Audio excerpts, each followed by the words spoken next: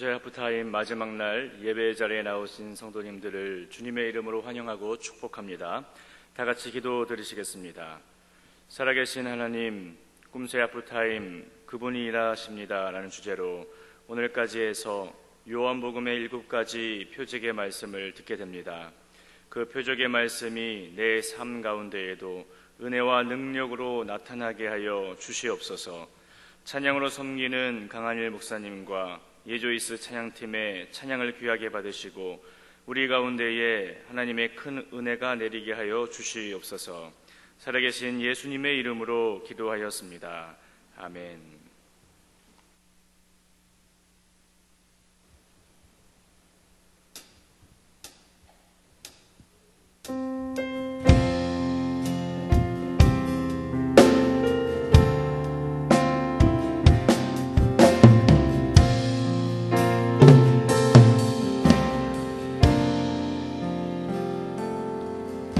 내는 주의 영광을 보네. 우리 가운데 계신 주님, 그 빛난 영광 온 하늘 덮고 그 찬송 온 땅 가득해.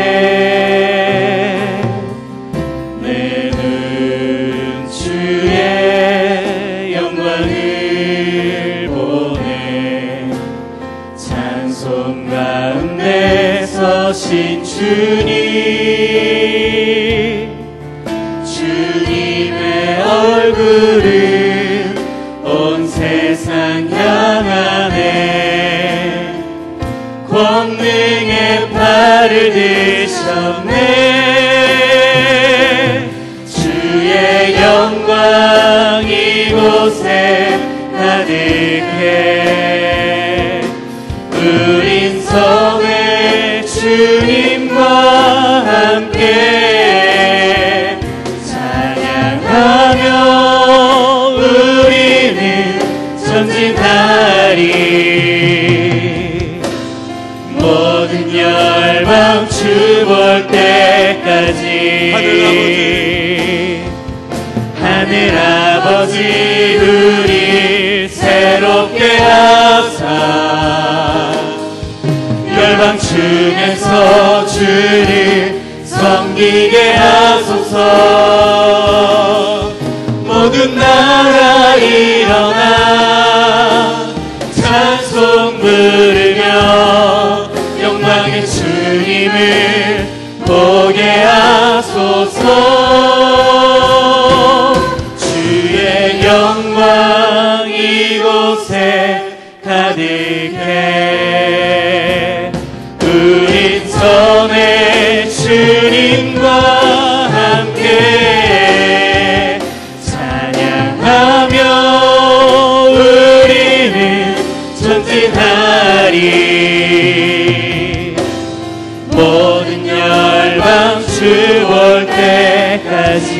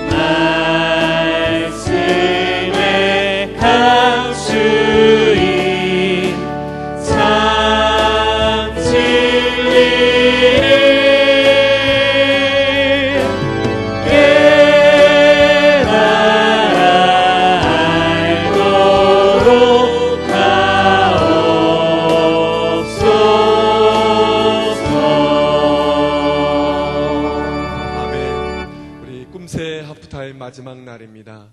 우리에게 말씀을 전해주실 주님의 은혜를 기대하고 또 말씀을 전하시는 우리 주님을 바라보며 우리 함께 기도하며 나아가도록 하겠습니다.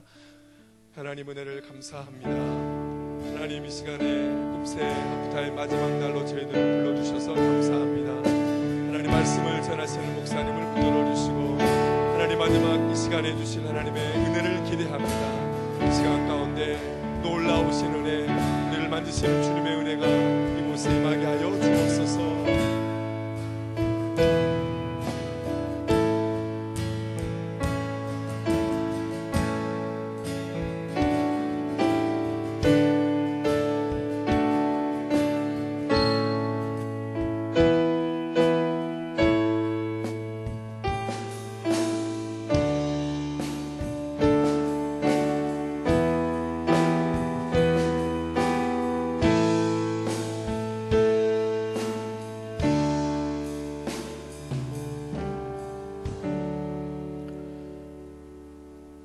살아계신 하나님, 오늘도 주님 앞에 나와 주님을 찬양하며 말씀을 듣게 하시니 감사합니다. 이번 주 꿈새 하프타임을 통해 전반기의 삶을 돌아보고 후반기의 삶을 믿음 안에서 어떻게 살아가야 할지 은혜 주시니 감사합니다. 오늘도 지영은 담임 목사님을 통하여 하나님의 영광을 보리라 라는 말씀을 통해 은혜 받게 하시고 십교구와 W팀의 찬양을 받아 주시옵소서. 살아계신 예수님의 이름으로 기도하였습니다. 아멘. 이 시간 십교구와 W팀에서 찬양으로 하나님께 영광 돌린 후에 담임 목사님께서 말씀 전해 주실 때 하나님의 큰 은혜 받으시기를 바랍니다.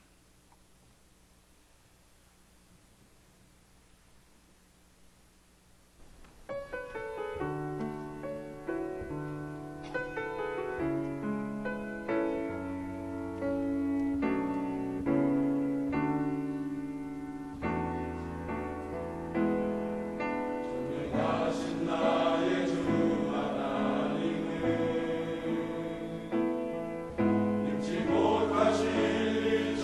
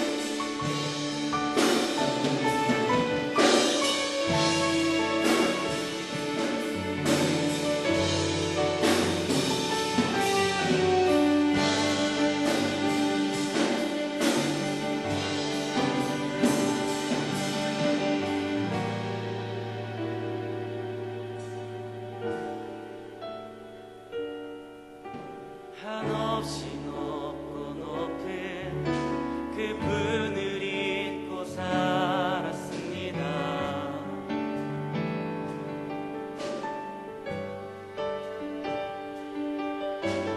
눈과 귀를 닫고 다른 곳을 향해 갔습니다.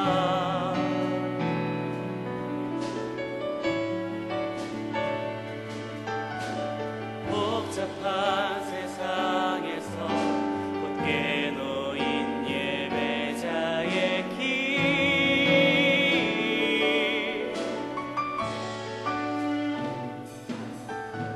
성령이 충만한 그의 길로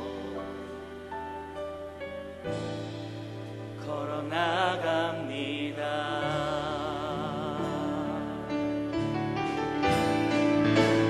예배는 삶,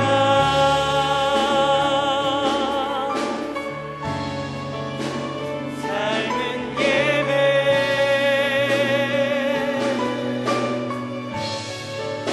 내 삶의 주인.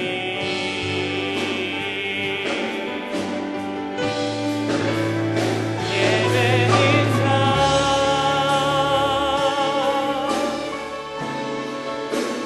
삶은 예배,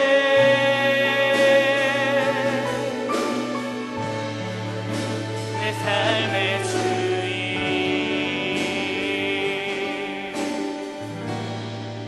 예수 그리스도.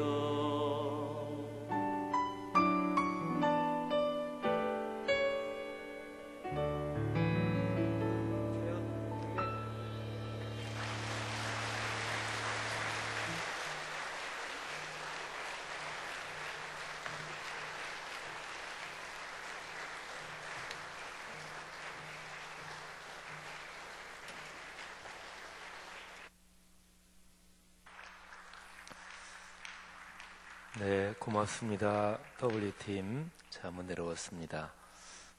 진짜 가사가 참 좋은 가사입니다. 삶은 예배, 예배는 삶. 축복합니다. 오늘 예조이스 또 10교구, 10교구 그 아이들 이렇게 찬양한 아이들 이렇게 이름 적어서 저한테 주셔요.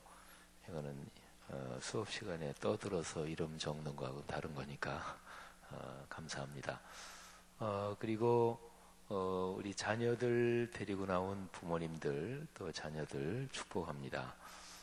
아이들이 어릴 때 자라면서 엄마 아빠하고 새벽 예배 나갔는데 나가서 엄마 무릎 빼고 졸다가 또 이렇게 눈 떠 보니까 목사님 전도사님 설교하고 또 듣다가 졸고 뭐 이런 경험이 그 아이들에게 평생 큰 축복입니다.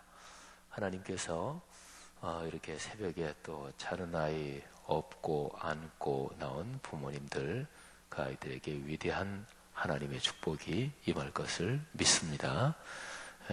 어릴 때 저쪽에 강원도에서 목회할 때 한겨울인데 저하고 집사람이 새벽 예배 이렇게 나왔는데 아이들이 이제 자다가 큰 아이가 깨서 이렇게 보니까 아빠도 없고 엄마도 없고 그래서 교회로 온 거예요. 근데 한겨울인데 뭐 사택하고 교회가 이렇게 바로 옆에 있으니까요. 그러니까 큰 아이가 깨서 울지도 않고 근데 엄마 아빠 교회 갔나 보다. 그리고 이제 조금만 했을 때죠.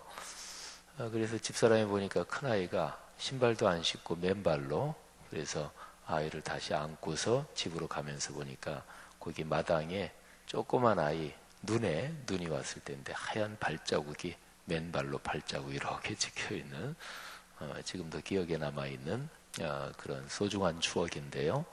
아이들이 어렸을 때 교회와 연관된 기억을 가지게 해야 합니다. 그래야 그 아이에게 평생 축복이 되죠. 아이가 어렸을 때 전도사님, 목사님에 대해서 참 소중한 기억을 가지게 해야 합니다. 그래야 그 아이가 평생 자라면서 큰 축복이 됩니다. 저는 목사니까 누구하고나 인사할 때 정성스럽게 하지만 아이들이랑 인사할 때 제가 특별히 정성스럽게 합니다.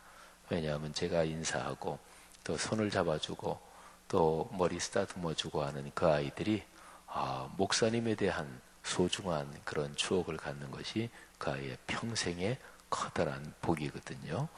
모든 부모들 또 아이들 주의 이름으로 축복합니다.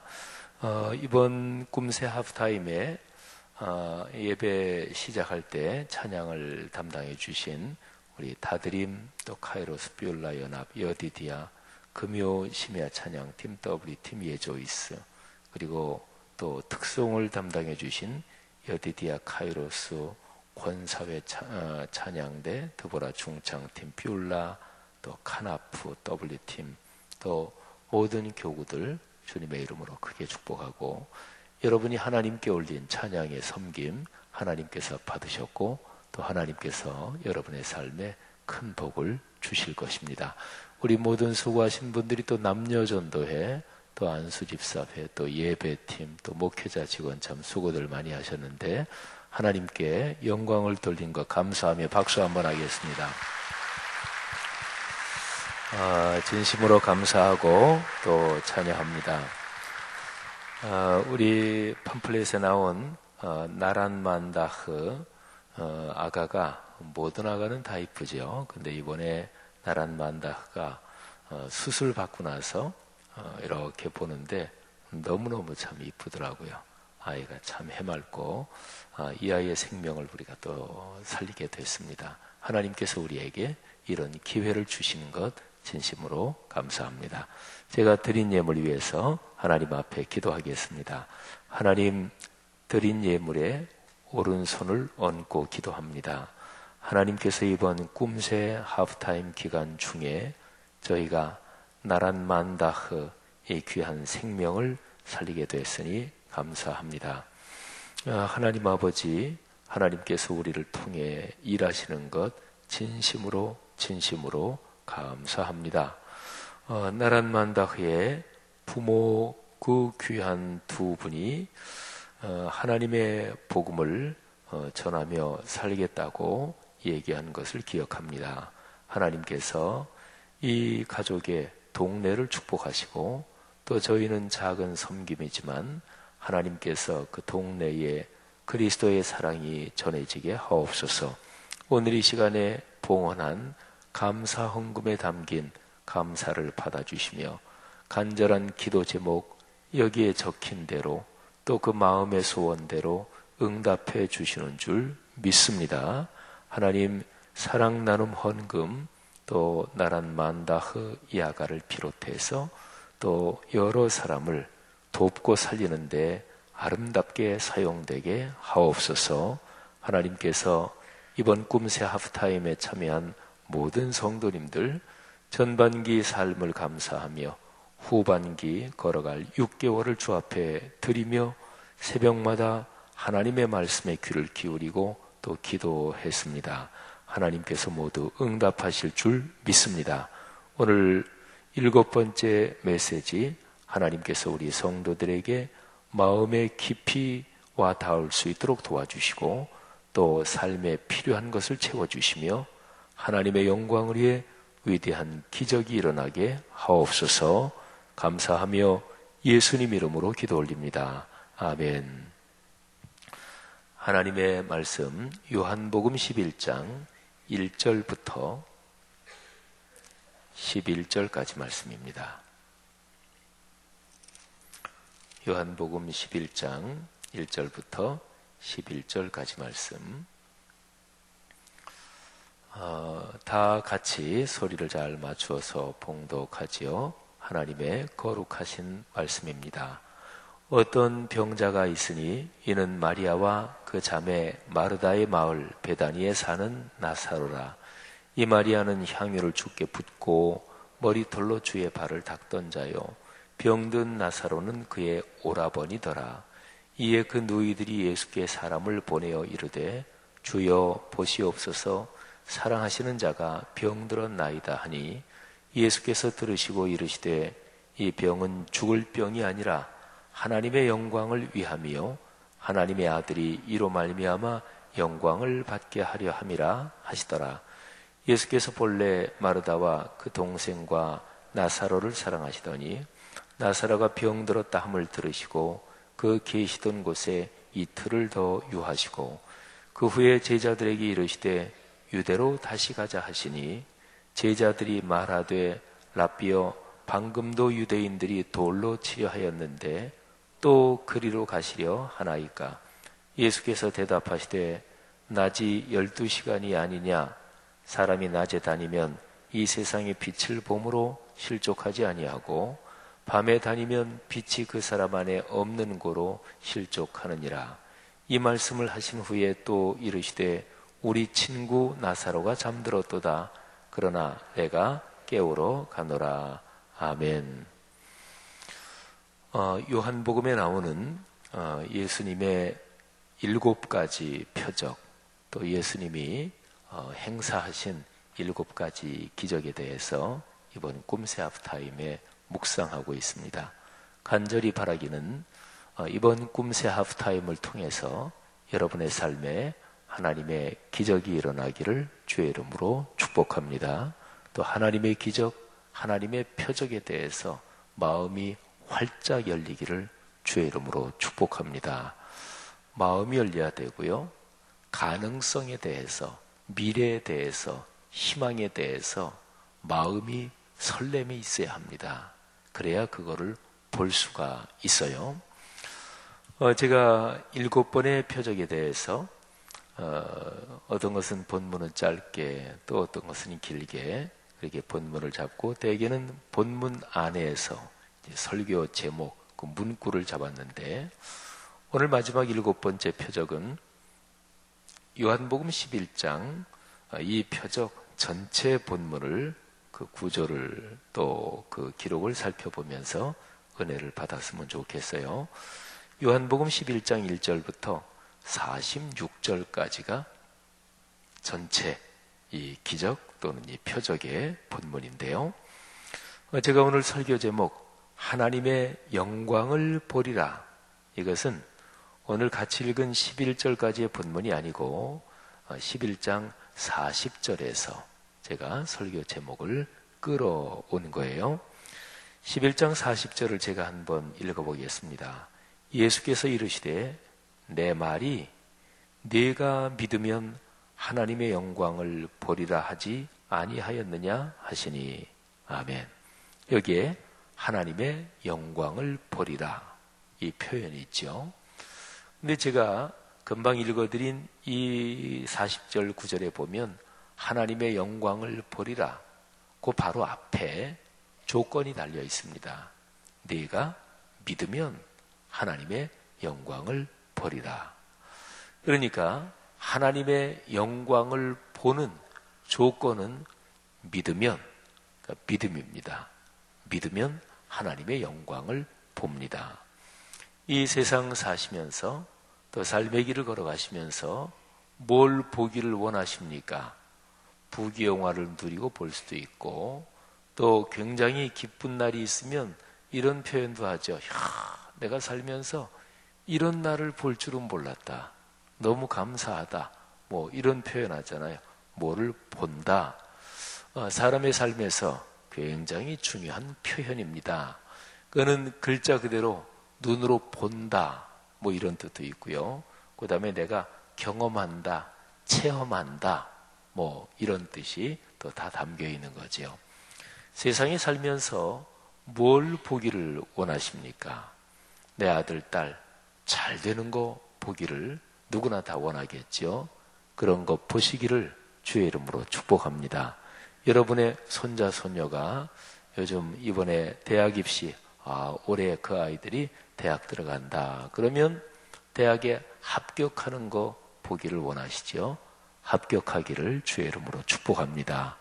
또 여러분이 사업을 하시는데 지금 중요한 거래건이 성사돼서 여러분이 생산하는 상품이 선적이 돼서 외국으로 가는 거, 그거를 보고 싶으신 분도 계실 테고요.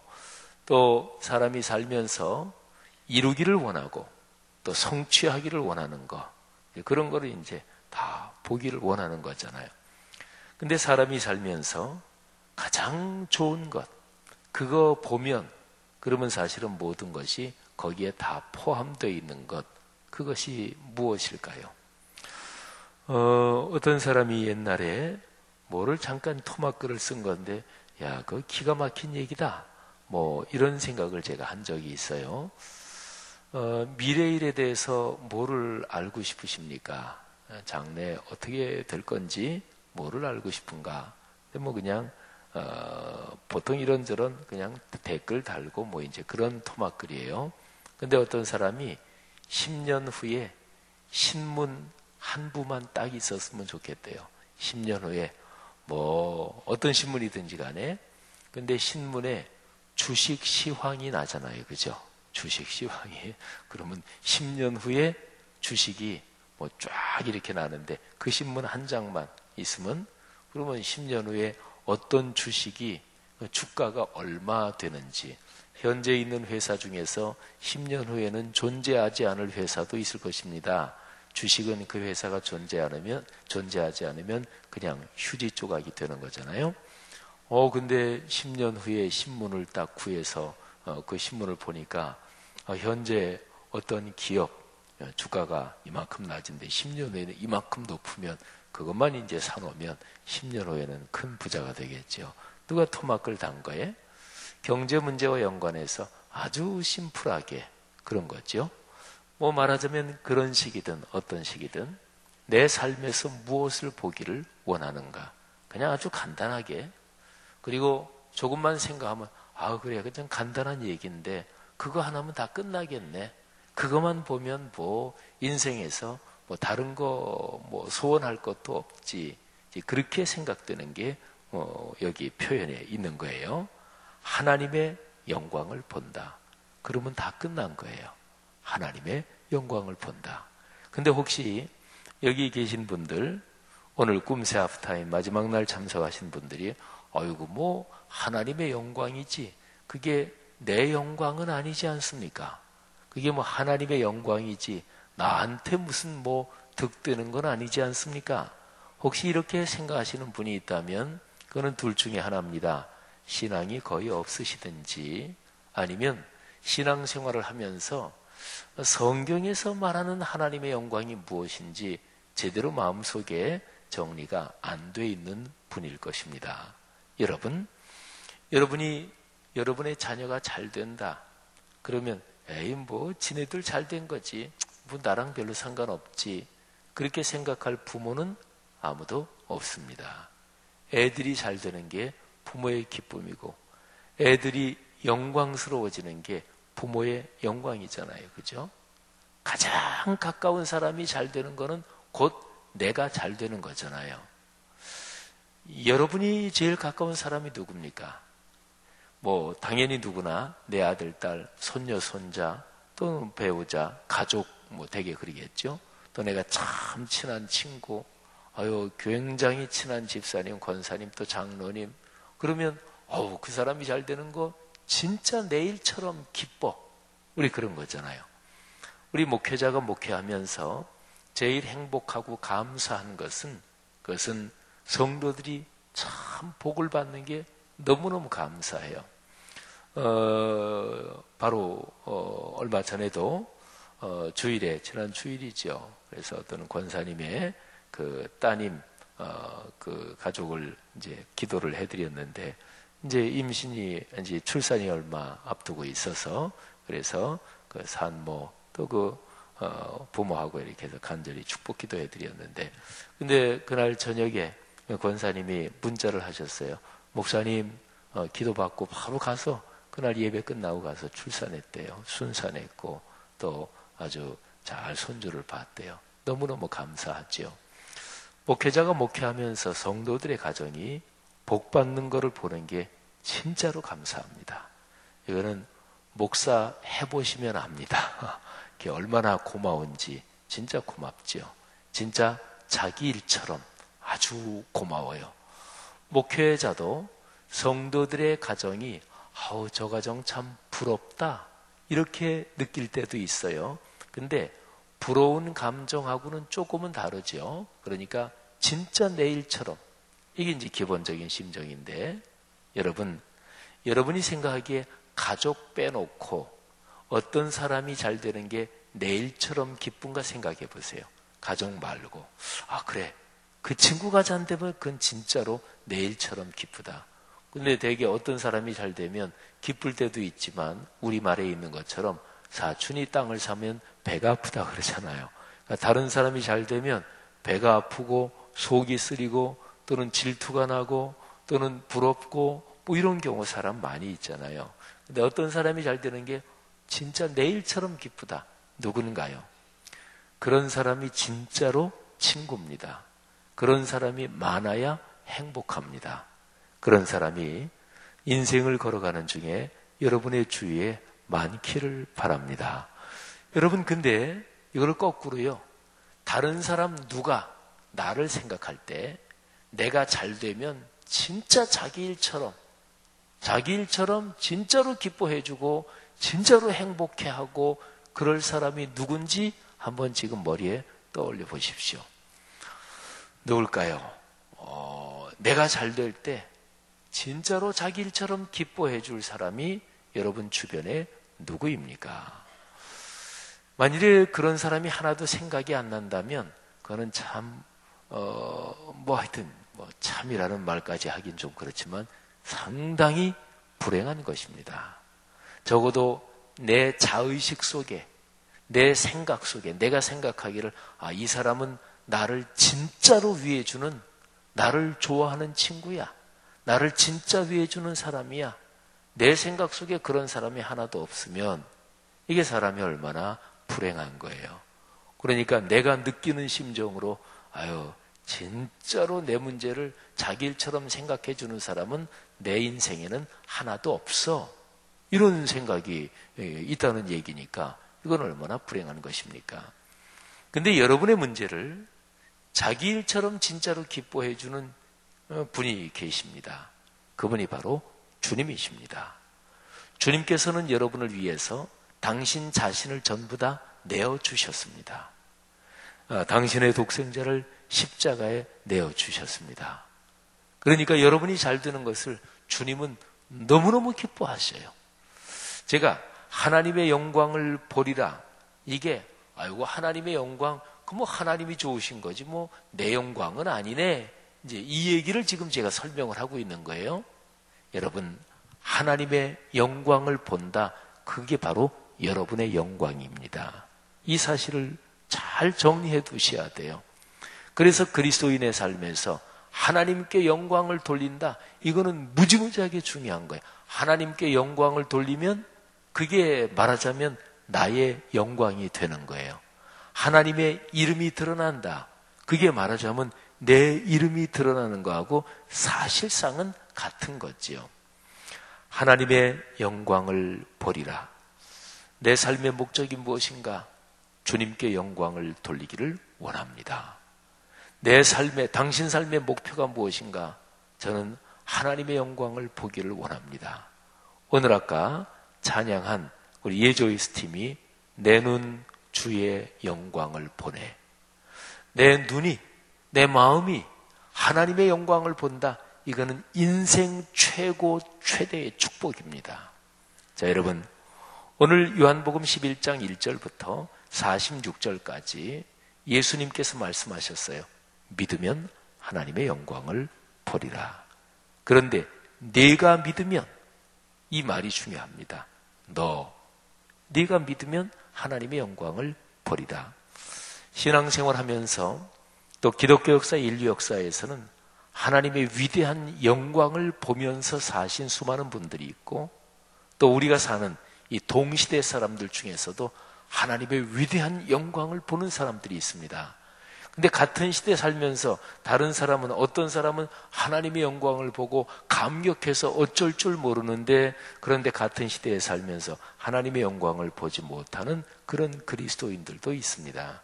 아니, 더 직접적으로 얘기하면 이렇게 같이 주님께 예배 드리면서 어떤 사람은 그 예배에서 하나님의 영광을 보고 그리고 하나님의 음성을 들어요. 근데 똑같은 그 장소, 그 시간, 그 예배의 자리에 있었으면서 어떤 사람은 하나님의 영광을 보지 못합니다. 이유는 무엇일까요? 오늘 요한복음 11장 40절에 있는 이 말씀을 정확하게 받아들인다면 믿지 않아서 그런 거예요. 믿음은 마음이 열린 상태를 뜻한다, 이렇게도 볼 수 있어요. 마음이 열리지 않아서 그런 거예요. 또는 이렇게 예배 드릴 때 우리는 다 믿는 사람들이잖아요. 다 믿는 사람들이 모였다. 근데 중요한 것은 내가 믿어야 되는 것입니다. 내 마음이 열려 있어야 되는 거예요. 똑같이 옆에 앉아 있어도 바로 옆에 있는 사람은 하나님의 영광을 보는데 이 옆에 있는 사람은 하나님의 영광을 보지 못하는 경우도 얼마든지 있을 수 있습니다. 성경에 유명한 비유, 그리스도인이면 다 기억하실 텐데, 마지막에 주님께서 재림하실 때 밭에서 두 사람이 밭을 갈고 있다가 한 사람은 하나님께 들림을 받고 한 사람은 그냥 남겨지고 그잖아요. 10처녀가 있는데 5처녀는 잔치집에 들어가고 5처녀는 문이 닫힌 뒤에 들어가지 못하고 10처녀가 같이 기다리고 있었거든요. 두 사람이 같이 밭을 갈고 있었거든요. 이렇게 갈리는 거예요. 근데 그 갈리는 이유가 뭐냐? 그게 마음의 상태인 거예요. 내 마음이 주님의 은혜를 향하여 열려 있느냐? 내 마음이 겸허하게 열려 있느냐? 그리고 내 마음에 믿음이 있느냐? 성도 여러분, 이 시간에 하나님께 무엇보다 그런 소원을 간절하게 가집시다. 하나님, 제 마음에 믿음을 더해 주십시오. 하나님, 제 마음이 주님을 향하여 활짝 열리게 해 주옵소서. 그런 복이 있기를 주의 이름으로 축복합니다. 자, 그런데 하나님의 영광을 보리라, 이거하고 반대되는 표현이 오늘 여기 11장 1절부터 46절까지 있습니다. 그게 비통하다, 이런 표현이에요. 자, 한번 성경 구절 찾아보겠습니다. 33절 말씀. 자, 33절 우리 다 같이 한번 읽겠습니다. 예수께서 그가 우는 것과 또 함께 온 유대인들이 우는 것을 보시고 심령에 비통히 여기시고 불쌍히 여기사. 자, 여러분, 예수님께서 마리아가 우는 것을 보시고 또 함께 온 유대인들이 우는 것을 보시고 심령에 비통히 여기셨어요. 이게 표현이 얼른 와닿나요? 그러니까 마음이 참 아프셨다, 이 정도면 금방 마음이 와닿겠죠. 사람이 죽었고 또 죽은 나사로가 예수님이 굉장히 아끼고 사랑하는 사람이었으니까 나사로의 두 여동생, 그러니까 큰 아이가 마르다, 그리고 밑에 여동생이 마리아였거든요. 근데 예수님께서 본래 이 삼남매를 굉장히 사랑하셨어요. 5절에 그렇게 기록이 되어 있어요. 본래 사랑하셨다. 그러니까 굉장히 깊이 사랑하셨다. 그런데 사랑하는 사람이 죽었고, 그러니까 너무너무 마음이 아프다, 이 정도 표현일 거라 생각하는데, 근데 이 번역이 조금 심상치 않잖아요. 그죠? 심령에 비통하게 여기셨다. 그러니까 비통하다는 얘기는 단순하게 마음이 아프다 이게 아니라 뭔가 아주 이게 엇나간 어떤 상황에서 그거하고 다른 감정이 있다, 말하자면 이런 뜻이잖아요. 비통히 여기시고. 근데 특별히 그 다음에 불쌍히 여기사 그랬잖아요. 근데 이거는 번역을 너무나 자의로 좀 묵상해서 번역한 그런 느낌이 있는 단어예요. 사람이 죽었고, 그리고 죽은 사람의 여동생이 막 울고, 장례식 가서 이제 아는 사람 또 친구의 아버지 그러면 장례식 가서 울고 그럴 것까지는 없잖아요. 근데 어떤 장례식 가서 막 그 유족들이 진짜 막 서럽게 울면 그 감정이 굉장히 쉽게 전이가 됩니다. 장례식장에서는 특히 그래요. 그래서 저는 목회자니까 장례 집례를 수도 없이 하니까, 근데 어떤 장례 가면은 갑자기 감정이 이게 전이가 되면서 막 집례하면서 울컥할 때가 있어요. 그러니까 예수님이 불쌍히 여기셨다, 이게 막 그 여동생이 막 울고 또 같이 온 유대인들 가까운 사람이겠죠, 막 울고 하니까 예수님도 감정이 이게 전이가 돼서 너무 안 됐다, 막 마음이 아프다, 이렇게 들리잖아요. 근데 여기 불쌍히 여기셨다, 헬라어는 그런 뜻보다는 조금은 달라요. 물론 그 뜻도 포함이 되어 있지만 이게 뭐냐면 이게 마음이 막 동요됐고 마음이 흥분이 됐다. 근데 뭐에 대해서, 어떤 상황에 대해서 화가 난다든지, 말하자면 그런 거 있잖아요. 막 화가 난다든지 그 상황에 대해서 야, 이게 상황이 왜 이렇지? 그래가지고 이제 마음이, 심정이 막 동요되고 이게 업되고 흥분되고 이런 표현이에요. 이게 불쌍히 여기셨다, 이게. 그러면 비통히 여기셨다는 거하고 이게 뭔가 연결이 되지요. 그러니까 예수님은 마리아가 우는 상황, 유대인들이 우는 상황에 대해서 야, 이 사람들이 왜 이래? 이런 심정을 가지고 어쩌면 못마땅한 그런 심정, 그리고 야, 사람들이 헤드 넘어한다. 사람들이 이렇게 모를까? 말하자면 이런 심정인 거예요. 이게 비통히 여기셨다, 그런 거예요. 근데 여기 33절에서는요, 나 죽은 나사로의 누이가, 여동생이 둘이잖아요. 근데 먼저 언니 마르다가 예수님을 만났어요. 근데 마르다가 이렇게 얘기해요. 주님께서 여기 계셨다면 제 오빠가 죽지 않았을 텐데요. 말하자면 주님께 좀 원망, 이런 마음도 있는 거예요. 주님 좀 빨리 오시지. 우리가 사람을 보내서 아우 주님, 오빠 나사로가 병들었어요. 다 죽게 됐어요. 그렇게 사람을 보내서 전가를 했는데 아, 주님 소식을 받고 좀 빨리 좀 오시지. 근데 주님께서 서두르지 않으셨거든요. 그 소식을 듣고서 거기 있는 데서 이틀이나 더 이렇게 계시다가 가셨거든요. 아마 제자들도 이상하게 생각도 했을 거예요. 주님 좀 빨리 가시지, 가시려면. 근데 제자들은 이렇게 생각했을지도 몰라요. 유대에서 바리새인들, 이런 유대 당국자들이 예수님을 체포하려고 그랬거든요. 그러니까 신변의 위험이 있는 거예요. 그러니까 나사로가 병들었다, 아주 심히 위독합니다, 이런 얘기를 듣고도 예수님이 그냥 가지 않고 이틀 더 계시니까 제자들이 아유, 주님 가고는 싶으신데 아무래도 신변의 위협이 있으니까 그 예루살렘 쪽에는 못 가시는 거지, 뭐 어쩔 수 없지, 뭐 이 정도 생각했을지도 모르겠어요. 그래서 이틀 뒤에 예수님께서 유대로 다시 가자 이렇게 얘기했을 때 제자들이 말하잖아요. 라삐어, 방금도 유대인들이 돌로 치려고 했는데 또 가십니까? 위험합니다. 근데 제자들은 아유, 이틀 동안 고민하시더니 위험해도 나사로 때문에 가야 되겠다, 이렇게 생각하신 모양이다, 뭐 이런 게 정도 생각을 했겠죠. 근데 어쨌든 갔는데 이미 나사로는 죽었고, 그래서 마르다가 주님이 좀 빨리 오셨다면 우리 오빠 안 죽었을 수도 있었을 텐데요, 그러는 거예요. 나사로도 마르다도 울고, 그리고 그 다음에 동생 마리아를 만났는데 똑같은 얘기를 해요. 주님이 여기 계셨으면 우리 오빠 안 죽었을 텐데요. 그러면서 막 그냥 펑펑 우는 거예요.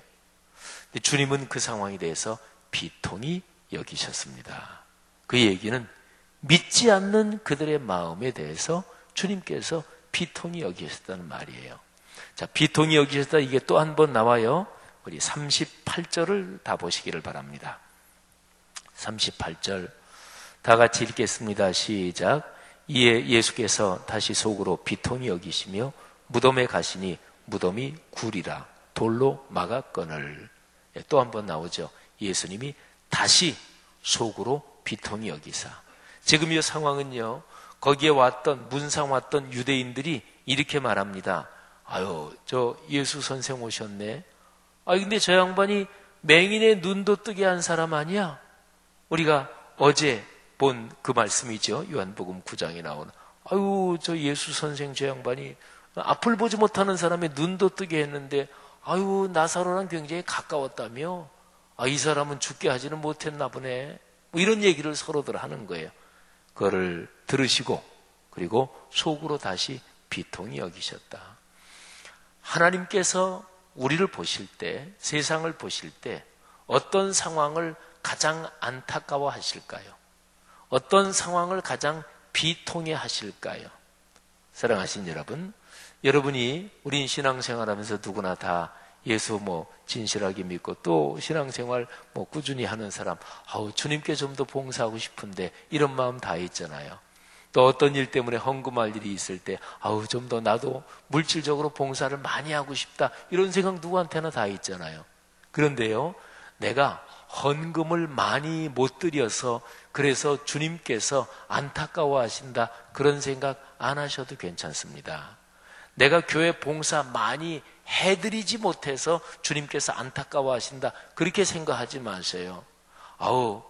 내가 좀 주님께 좀 손이 좀 대드려야 될 텐데, 그런 생각하실 필요 없어요. 주님은 전지전능하신 분이십니다. 주님께서는 말씀하십니다. 은도 내 것이요 금도 내 것이라. 이 세상의 모든 부의 주권은 주님께서 쥐고 계십니다. 사랑하신 여러분, 주님께서 안타까워하시는 것은 근본적으로 한 가지입니다. 우리의 마음속에 믿음이 없을 때, 그때 주님은 안타까워하십니다. 오늘 여기 상황도 그런 거예요. 비통히 여기셨다. 이거는 믿음이 없는 상황을 보고 비통히 여기신 거예요. 자, 그러면 거기에 대한 구체적인 구절들을 한번 찾아볼까요? 자, 여러분 쭉 내려가서 15절 말씀 한번 보세요. 자, 14절을 제가 읽습니다. 15절은 여러분이 다 같이 읽고, 이에 예수께서 밝히 이르시되 나사로가 죽었느니라. 자, 15절 다 같이. 내가 거기 있지 아니한 것을 너희를 위하여 기뻐하노니 이는 너희로 믿게 하려 함이라. 그러나 그에게로 가자 하시니. 아멘. 예수님은 나사로가 죽었다는 얘기를, 이제 깊이 병들었다는 얘기를 듣고, 병들었다는 얘기를 들을 때부터 이렇게 말씀하십니다. 4절인데요. 이 병은 죽을 병이 아니라 하나님의 영광을 위함이요 하나님의 아들이 이로 말미암아 영광을 받게 하려 함이라. 자, 하나님의 영광을 위한 병이래요. 여러분 여기 계신 분 중에서 혹시 지금 병이 걸렸는데 또는 치료받고 계신데 여기에 11장 4절 말씀이 여러분의 가슴에 와닿을 분이 계실지 모르겠어요. 내 병에 대해 생각하기를 이 병은 하나님의 영광을 위한 병이다. 내가 지금 아픈 거는 하나님의 아들 예수 그리스도께서 영광을 받으시려는, 그래서 내가 이게 아픈 거다. 믿음이 있는 분들 받으시기를 바랍니다. 여러분, 그런 병이 있다는 얘기. 물론 모든 병이 다 그런 건 아니에요. 제가 이번 꿈새 기간 중에 그런 말씀도 했는데, 모든 거를 조금 알고 있는 신앙 지식에 다 맞추면 안 돼요. 그런 게 자꾸 반복되면 고집이 세져요. 그리고 신앙은 성장 안 되고, 내가 지금 가지고 있는 지식으로 설교를 들으면서 다 재단하고 판단하고, 그러니까 신앙이 성장할 리가 없지요. 신앙이 정체되는 거예요. 그러니까 모든 병이 다 그런 건 아니에요. 근데 어떤 병은 하나님의 영광을 위한 병이 있어요. 모든 어려움이 다 그런 건 아니지만 내가 삶에서 어떤 문제가 어려워. 근데 그 어려움이 예수 그리스도께서 영광을 받으시게 하시려고, 그래서 하나님께서 섭리 가운데 그런 어려움을 주신 것도 있어요. 우리 사람은 병 걸리는 거 좋아하는 사람 아무도 없잖아요. 어려운 거 좋아하는 사람이 어디 있어요? 그러니까 부정적인 거죠. 누구나가 다 원치 않는 거. 근데 누구나가 다 원치 않는 거, 병, 실패, 또는 뭐 이런저런 인간관계가 틀어지는 어떤 거든 좋아요. 부정적인 거. 근데 부정적인 항목들, 이 부정적인 바구니에 담긴 이런 것들 가운데 어떤 거는 하나님의 영광을 위한 게 있단 말이에요. 성도 여러분, 이거를 보는 시각이 중요합니다. 자, 그런데 예수님께서는 병들었다는 얘기를 듣고부터 딱 말씀하셨어요. 죽을 병 아니야. 하나님의 영광을 위한 병이야. 하나님의 아들, 당신을 말하는 거죠. 이것 때문에 영광을 받게 될 거야. 이렇게 말씀하십니다. 근데 어떻게 영광을 받느냐? 바로 믿음, 믿게 하려고. 아까 우리 같이 읽은 것처럼 15절에 나는 나사로가 병든 그 자리에 내가 없는 거를 기뻐한다. 이틀을 더 그냥 쭉 이렇게 지연하시고서 하시는 말씀이, 내가 거기 없는 거 내가 참 지금 기쁘다. 나사로가 이미 죽었는데 내가 참 기쁘다. 왜? 너희로 믿음을 가지게 하려고 이제 가는데 너희가 믿음을 가지게 될 거다. 이런 거지요. 자, 보세요. 믿음에 대한 얘기는 또 나옵니다. 여기 성경에 쭉 내려가서요. 40절 보면, 아까 이제 설교 제목이 여기서 따왔다 그랬죠. 예수께서 이르시되 내 말이 내가 믿으면 하나님의 영광을 보리라 하지 아니하였느냐.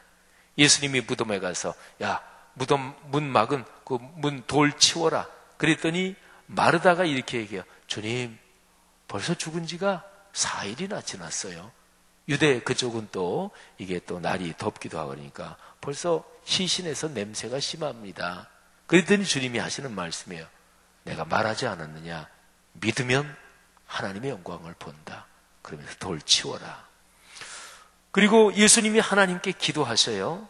근데 쭉 기도하시면서 하나님 늘 제 말을, 제 기도를 들으시는 거 감사합니다. 항상 내 말을 들으시는 줄 제가 압니다. 그러면서 42절에 그러나 제가 지금 드리는 기도는 여기 둘러서 있는 이 사람들을 위해서 지금 기도드리는데 곧 아버지께서 나를 보내신 것을 이 사람들이 믿게 하려고 제가 지금 기도합니다. 하나님, 나사로를 살려 주옵소서. 주님의 목적은 하나예요. 하나님, 이 제자들이 믿음을 가지게 하옵소서. 이 사람들이 믿음을 가지게 하옵소서. 그리고 45절에 보면 마리아에게 와서 예수께서 하신 모든 일을 본 많은 유대인들이 그 사건 때문에, 나사로가 살아난 것 때문에 예수 그리스도를 믿었다. 이런 표현이 있어요. 그러니까 이 전체 11장 1절부터 46절에서 하나님의 영광을 본다 이거하고 사람들이 믿음을 가진다, 이게 똑같은 말이에요. 사랑하신 여러분, 하나님은 우리에게 무엇을 원하실까요? 믿음을 갖는 것을 원하십니다. 여러분, 무엇보다 믿음의 깊이를 더해달라고 간구하시는 여러분 되시기를 주의 이름으로 축원합니다. 믿음이 있어야 돼요. 그러면 하나님의 영광이 드러나요. 그 하나님의 영광은 곧 우리한테 더할 수 없는 커다란 축복입니다. 여러분, 믿음은 기적의 문을 여는 열쇠와도 같아요. 믿음이 없는 사람에게는 기적이 일어나지 않습니다. 믿음이 없는 사람에게는 하나님이 일하실 수 없습니다. 물론 하나님은 믿음이 없는데도 전권적으로, 전격적으로 역사하실 수도 있어요. 하나님은 전지전능하신 분이니까. 근데 통상적인 범위 안에서는 그 사람이 믿음이 없을 때 하나님은 그 사람의 삶에서 일하시지 않습니다. 아니, 신학적으로, 성경적으로 더 정확하게 얘기하면 믿음이 없는 사람의 삶에서는 하나님이 일하실 수가 없어요. 왜? 하나님은 사람을 인격적인 존재로 만드셨기 때문에, 사람에게 자유의지를 주셨기 때문에, 그래서 사람은 하나님께서 주시는 은혜를 마음을 닫고 거부하면 하나님의 은혜가 들어올 수 없다, 이렇게도 신학적으로 표현할 수가 있어요. 여러분, 믿음은 또 이렇게도 표현해요. 하나님이 우리에게 선물을 주시는데 누가 뭘 주면은 손을 내밀어 이렇게 받아야 되잖아요. 그죠? 그래서 믿음은 하나님이 주시는 선물을 이렇게 손을 내밀어서 받는 이 내미는 손, 이게 믿음이다. 이렇게도 아주 간단하게 설명하죠. 굉장히 좋은 설명입니다. 그런데 하나님이 선물을 주시는데 뒷짐을 딱 쥐고, 그리고 두 손 뒤로 뒷짐을 쥐고서 두 손을 뒤로 그냥 꽉 잡고 거부하는 거죠. 제 아무리 주셔도 저는 안 받습니다. 그런데 어떻게 그 사람의 삶에서 하나님이 일하실 수 있겠어요? 그 사람의 삶에서 어떻게 자기의 생각, 자기 생각 속의 연결고리, 자기 사고방식, 이 밖의 일은 그 사람 속에서 안 일어나요. 근데 이걸 열어둬야 돼요. 하나님이 개입하시고 하나님이 일하실, 그래서 이 열린 마음, 내미는 손, 그리고 하나님의 가능성에 대해서 내 삶이 개방된 상태, 그게 바로 믿음의 상태입니다. 성도 여러분, 이번에 꿈새 기간 중에 예수 그리스도를 통해서 일어난 7가지 표적을 보았습니다. 여러분의 삶에 그런 표적이 일어나는 것을 믿으시기를 바랍니다. 오늘 이 마지막 표적, 여기에서는 모든 표적이 다 그렇지만 우리의 마음속에 믿음이 있는 것이 무엇보다 큰 축복이다, 이것이 우리의 마음속에 깊이 새겨지기를 주의 이름으로 축복합니다. 오늘 마지막 시간인데 또 기도하고서 자유롭게 돌아가실 텐데, 기도하는 중에 하나님께서 여러분의 삶에 지금 현재 있는 구체적인 삶의 그 영역 속에서 하나님의 영광이 드러나게 하시기를 축복합니다. 병에 걸린 분들 또는 치료받는 분들, 병이 주님의 능력으로 치유되는 그래서 주님의 영광이 드러나기를 축복합니다. 여러분의 삶에 경제적으로 어려운데 하나님께서 좋은 문을 열어주셔서 경제적으로 문제가 해결되면서 하나님의 영광을 보고 여러분의 삶에 복이 되기를 주님의 이름으로 축복합니다. 무엇보다 믿음이 우리의 마음속에서 샘처럼 솟아 그리고 강물처럼 흐르게 되는, 그래서 믿음이 충만해서 우리가 걸어가는 인생 여정에서 겁나는 거 없고 쪼는 거 없고 그리고 하나님의 영광을 바라보며 설렘과 기대로 걸어가는 올해 후반기 남은 6개월 되시기를 주님의 이름으로 축원합니다. 기도하겠습니다. 하나님께 참 감사드립니다. 전반기 6개월 우리가 잘 걸어봤습니다. 후반기 6개월을 우리 앞에 두고 있습니다. 잘 걸어갈 것입니다.